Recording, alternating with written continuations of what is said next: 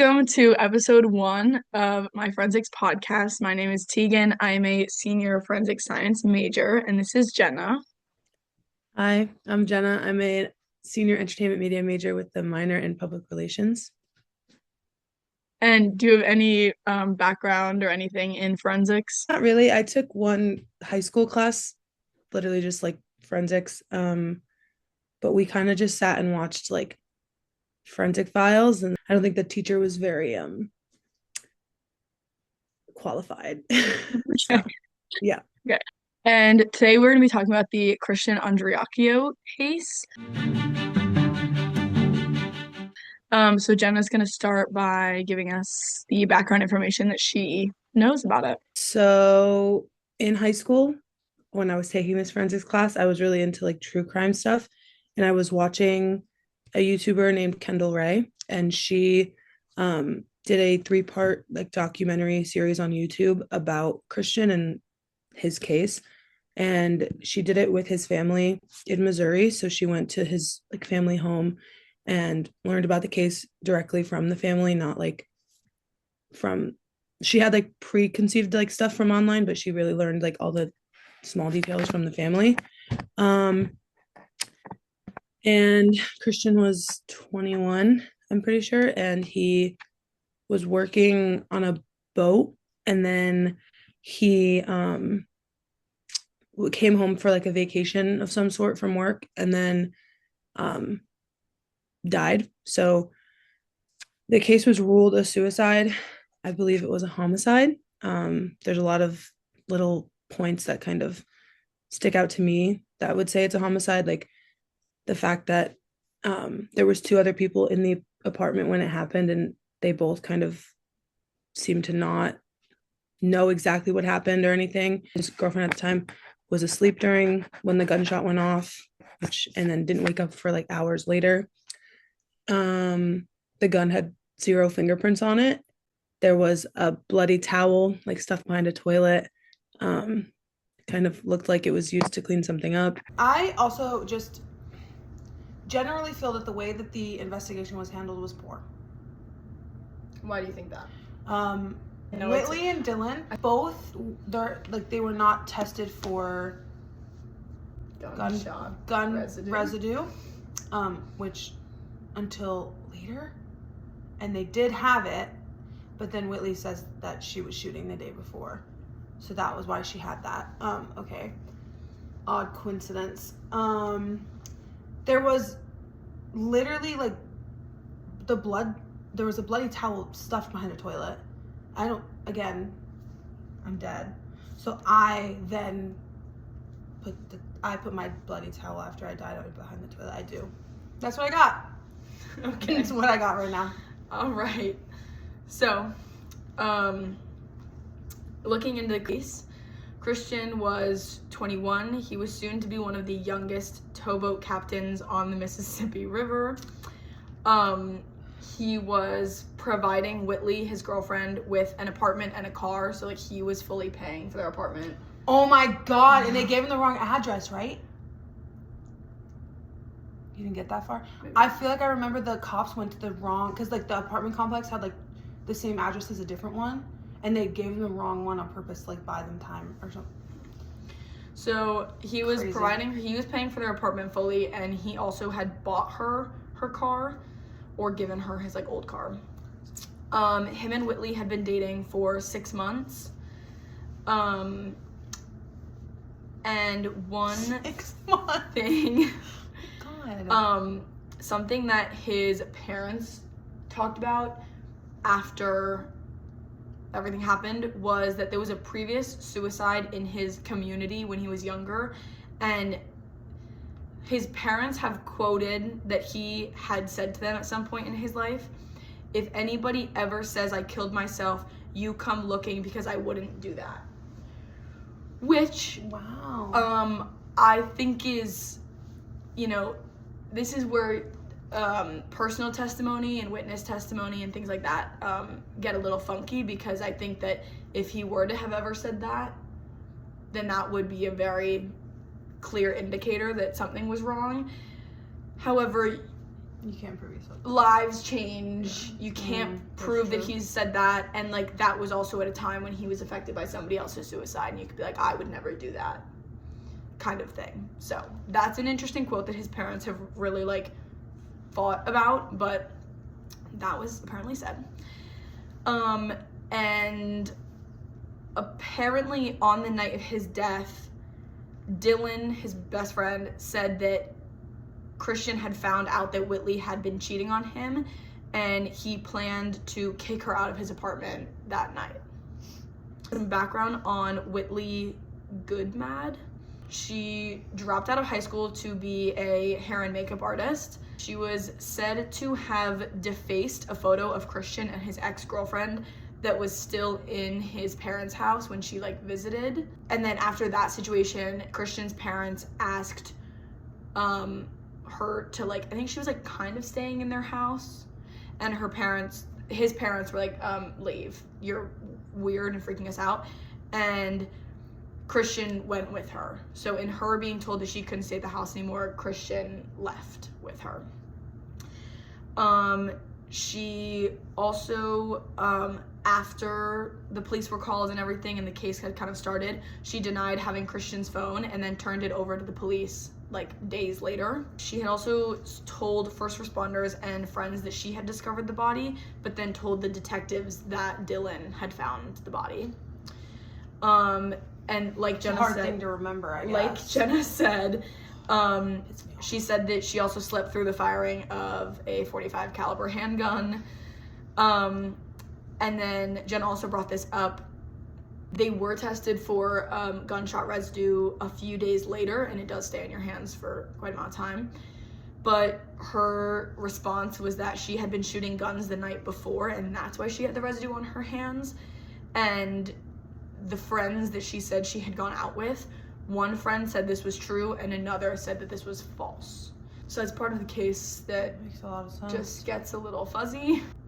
She also said that Christian, had threatened suicide 2 months prior to his death. But then when the police asked her if he had ever seemed suicidal like in recent like days, she had said no.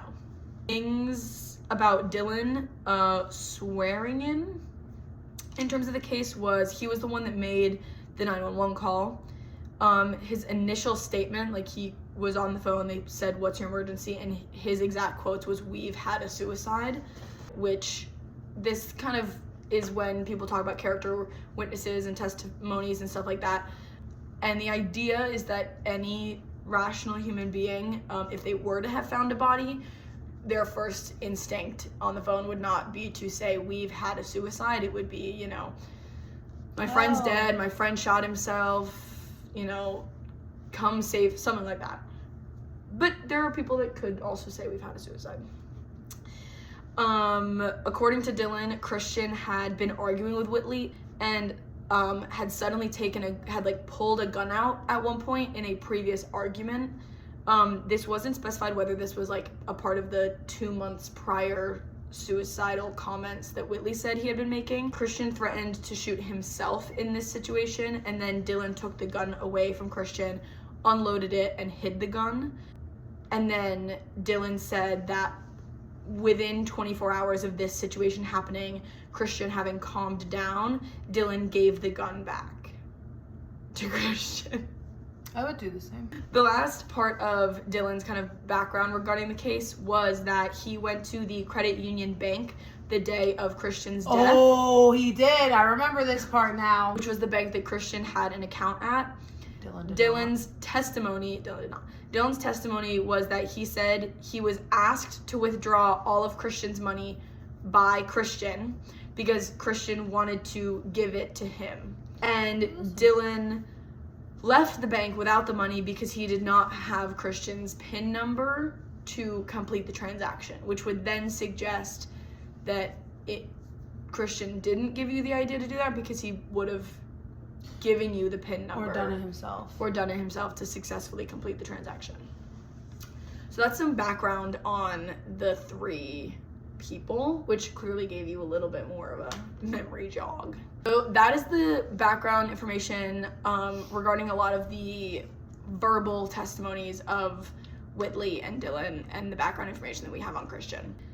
In terms of some of the forensic evidence or facts in the case, Christian was found on February 26th of 2014 in his apartment bathroom in Meridian, Mississippi, and there was said to be a single gunshot to the head with a .45 caliber gun. Forensic experts stated that there was little blood spatter and no fingerprints found on the gun. No fingerprints found on the gun is probably one of the biggest pieces in the case that would signify it had not been a suicide. No, obviously he wiped them. That was kind of one of the biggest indicators, especially that was talked about in the media, was that if he had fired a gun, he could not have wiped off his own fingerprints. And why would Dylan or Whitley, if it had been a suicide, then wipe the gun off either?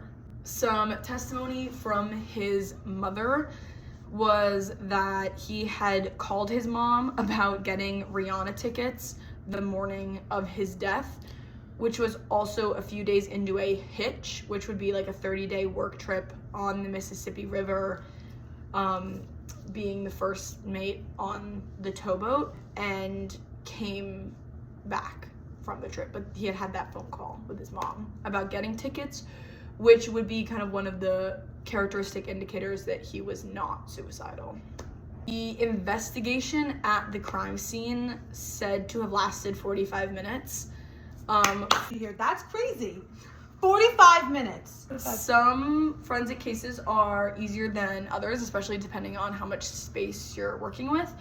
But typically investigations from beginning to end, as to like when the police show up, when the first responders show up, to the time that forensics has been there, collect all the evidence, is completely done, rarely takes 45 minutes. It's typically a multiple hour long process.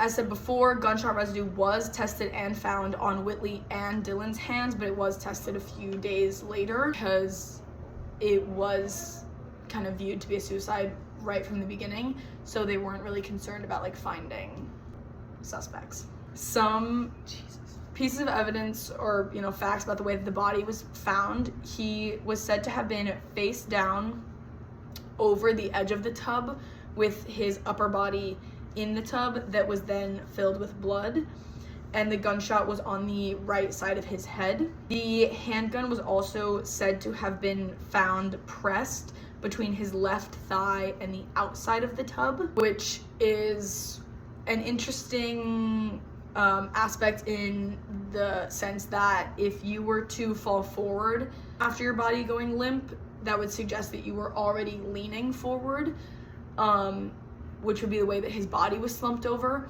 But in order to hold a gun to the right side of your head, for you to already have been leaned over the toilet, I would assume that your thighs would already be pressed up against the tub.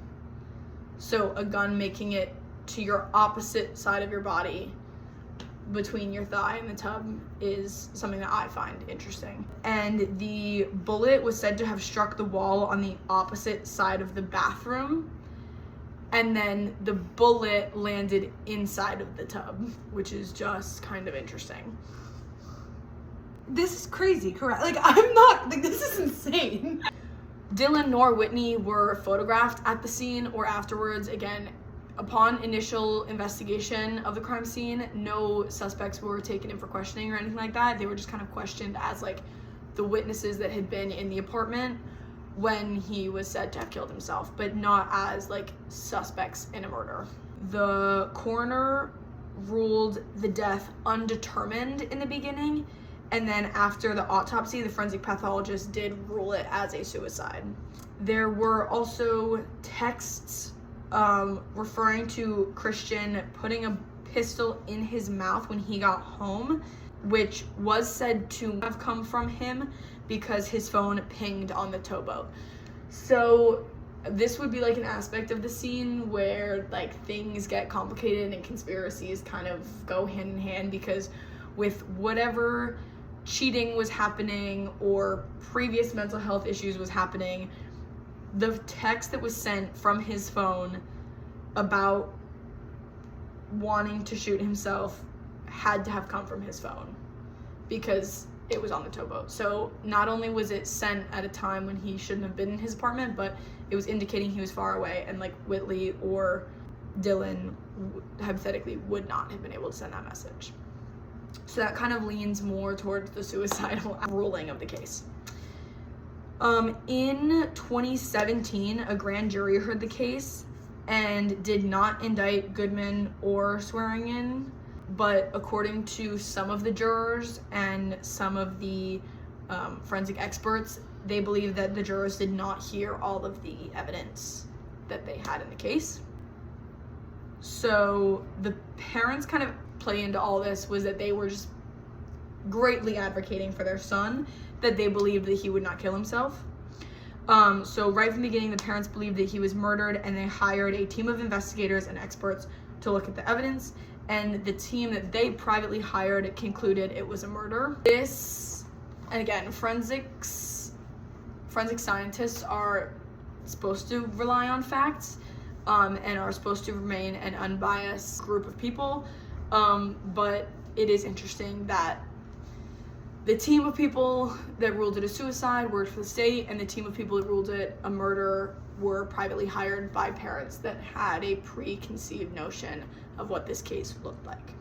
The police in state form quickly ruled out foul play, believed it was a suicide. That could have come from, the single gunshot to the head, the pretty minimal blood spatter, the clean scene that it kind of seemed to have been, as well as the fact that right from the beginning, in the 911 call that you get, you already have a belief as to what the scene would look like. And I think that, if Dylan had gotten on the phone and said, he's dead or he was shot, you don't know what that would entail. But hearing like this was a suicide, you're kind of thrown off right from the start. Benny Dubose took on the case and was the new Meridian chief of police after like the initial chief had been running it. So he took over a year or two later. He did quote that a lot of stuff didn't make sense. He believed that the fact that there were no fingerprints found indicated that it had been wiped down. And he does believe that blood spatter had to have been cleaned off of somewhere. He also stated that he wasn't opposed to the way the police had handled the scene and that he wasn't gonna do much else about it. Photos that were taken during the active scene investigation were taken with cell phones and not issued cameras though. The case was then assigned to Captain J. Arrington, who was more leaning towards the foul play aspect of the case. He had written arrest warrants for Whitley and Dylan, labeled as manslaughter by culpable negligence, and the arrest warrants were never served. Arrington was also not allowed to be at the grand jury. So that was interesting. Like, why? I don't know. Cassie Coleman was the DA who inherited the case in 2018. She said that the case lacked thoroughness, but had said that Arrington's report was shared at the grand jury. Jurors have been asked, and some said that they had heard some testimony like regarding his files. Others said that they had no idea who Arrington was and what his report had stated. So it all just kind of comes down to a lot of confusion and poorly handling of casework. Then we get to Dr. Jonathan Arden. He was the doctor that was hired by the parents. He's a forensic pathologist. He believed that Christian's death was a homicide. The coroner placed the time of death at 3:45 in the morning, and Dr. Jonathan Arden believes that he may have died earlier, and then he was showing signs of advanced rigor mortis by the time they had like gotten to the scene and in the photos and everything like that, which would indicate really that good photos. If Dr. Arden was accurate, Christian may have been dead several hours before 3:45 in the morning, which could also mean that by the time Dylan had went to the bank that afternoon before Christian's death, Christian could have been dead already, which would indicate another idea of why there was no pin number to be given, kind of thing. The 3 conspiracies, because there was a third, was suicide, clearly. Wrong. Which was kind of contradicted by, again, Dr. Arden. He said that the direction of the bullet hole, the body, and the gun placement and the advanced rigor mortis would all indicate that that was not the case. People believe it was a homicide. Signs that people would disagree with that because of is a lot of the testimonies. The reason that a lot of people would disagree with the homicide and rule more it being towards suicide is because of a lot of the witness testimony and the statements involving the cheating, the suicidal texts, the previous experiences with that. Benny Dubose, who was the second chief that oversaw this case, also possibly believed it to have been an accident. And he thinks that there is a chance that Christian held the gun to his head and Whitley or Dylan tried to stop him from committing suicide and accidentally pulled the trigger. And in that scenario, everybody was stressed out about the situation, and, blood spatter may have been wiped off the walls, which Dr. Arden said he believed to have happened. Or with the bloody towel behind the toilet. That would make sense as to, why his body was draped over the tub in a certain way, and why the bullet was in the tub but the bullet hole was somewhere else, and why there were no fingerprints on the gun. That's the case from a more forensics standpoint. What do you have to say about that? Do you think that there were things that I talked about that you've never heard before? Okay, no. I feel like I've heard the it could be an accident theory, but I don't know, because I'm not in the position of killing my friend or partner, but I feel that if there was an accident that resulted in the death of somebody that I claim to have loved, right? I feel like I would just be honest personally and be oh my God, oh no. And I also wouldn't, if it was an accident, right, I wouldn't then go to the bank to steal from him. I just wouldn't. But do you think that knowing that there's signs, both the lack of the fingerprints on the gun being a physical piece of evidence, as well as the evidence that Dylan went to the bank, both maybe pointing towards a homicide, but then there are pieces of evidence would indicate it could have been a suicide, the message that we know he sent a message. I feel in 2014 I was 10, so I wasn't really texting except for on Kik. I feel even then there were a lot of times where people would use phrases referring to killing themselves as joke, which is bad, obviously. But I have had friends who have texted me oh my God, that was awful, I'm gonna kill myself. But they're not actually gonna kill themselves. And I feel that could have been the situation. But again, I don't know, I'm not him, I wasn't in his brain at the time. But I personally feel that one message is not enough for me to think that he actually committed suicide based on all of the other, the fingerprints on the gun and the towel behind the toilet are the 2 things I need personally. That's all I need. And the bullet in the tub. Now, again, in my professional opinion, I agree. So that's my stance after doing a lot of research, is that I would lean more toward a homicide. Based on I think there's more physical evidence, there's more eyewitness characteristic testimonies that point towards suicide. But I think, my whole career is the facts of the case. And I also think that it got a pretty good amount of media coverage when it came out. He was young, he had a promising life, and his parents were very outspoken about the situation. It got a lot of media coverage, and this scene was handled poorly right from the beginning. And I think in every case like this, you have such strong evidence pointing in one direction or the other. It was handled so poorly from the beginning, it's almost impossible to genuinely justify an opinion. Because you could also say, like, there were no fingerprints found on the gun, but they were also at the scene for 45 minutes.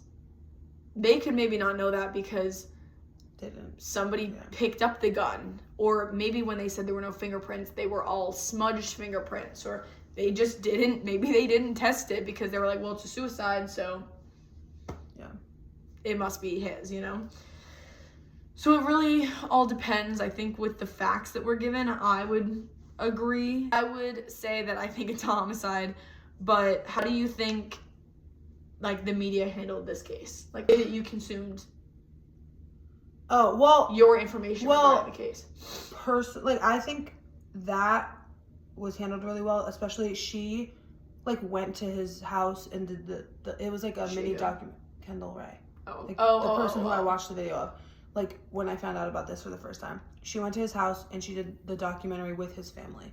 And so, like, she was biased because I think she was with the family.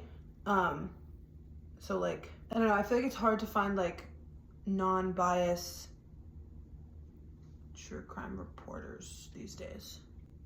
But, like, well, because I guess she used to do these things where, like, you could submit, like, a case from, like, a family member or like a loved one that you have that, like, isn't getting enough media coverage. And I think that's how, I'm pretty sure that's how she found that family, because, like, they reached out to her. Family wanted more coverage. I don't know how many views it has on YouTube. Having talked about how you don't think that there are, like, many non-biased true crime, like, reporters out there, like what are your thoughts on that? Like, do you think that because like true crime is like a media outlet and like technically anybody can make a true crime podcast, do you think it's okay to be somebody, because like I could go out there and I could make a thing about him saying that it was absolute suicide. I can make a true crime podcast about any case and only talk about the facts that would support what I think. Like, do you think that's like okay, or what are your thoughts? I think it is always great to bring awareness to things that are not getting enough attention. However, I think people need to respect boundaries a little more. I think there is a lack of boundary from our current generation in general, like not even just true crime related, but I feel like in true crime, like the amount of people who are just going on and talking, like, okay, but somebody was harmed, and a lot of it, even like kidnappings, like that person could still be alive, and you're just talking without your evidence too. Like, let's pause. And like, my thought before you were yapping was, I think people just genuinely want to argue at all times. I mean, I love a fight, but like, people just, if something is ruled in a way that you feel is wrong, people want to talk about it. So I think that's like where a lot of like bias stuff comes from, because like the people who are reporting on it are the people who want to complain about it, and not people who like actually care about like changing it. Saying that people, I mean, freedom of speech and all, like people deserve a voice and can talk about whatever they want, but respecting boundaries, like how do you think, like, do you think that there is a way, or do you think that there could ever be a way where true crime is more fact-based, and like, do you think that true crime is creating a more like detrimental space in like the forensic world or community? I don't know. I feel like because I'm not like, I don't do your job, so like I don't know the answer to this, but I feel like no, because like you're still doing your job. Like, you're doing your job before people are making those videos. You know what I mean? Like, you're going in and you're like collecting evidence and you're testing evidence the day it happens, or like when it gets reported, whatever. But like the person making that video is not making that video or like giving the evidence to an audience until like you've already reported on it. But do you think that true crime nowadays, and I understand it takes 4 years of schooling to do this, but do you think that brings in a poor or crowd of people. Yes. Because like, I mean, people are like, oh, well, like, I want to be a forensics major because like I literally just like I love NCIS. Like I love true crime. I was gonna say it's not just true crime. Like it's also just like crime shows. Like the amount of people who want to like work for the FBI because they want to be a behavioral analysis unit member. Yeah, is crazy because of Criminal Minds. Like wow. Not to say that like it's not great that like people want to have a career in it. But I feel like it's become like glorified and like people aren't understanding like how serious it is. I feel like because like people are dying. I had a conversation with somebody today about like how they're working at the State House for an internship next semester, and another person's working at a attorney's office or something, and like she said that like police officers will come in or like detectives will come in to like give files or something, and you can smell the dead body that they were just with on them. Like you're not around the dead body, but like that person just was, and you can smell it. And I feel like that's something that people are forgetting is like this is literally it's literally life or death. Like it's people's lives, and like we need to just reel it in for a sec. That was very good. Thank you. Installment 1.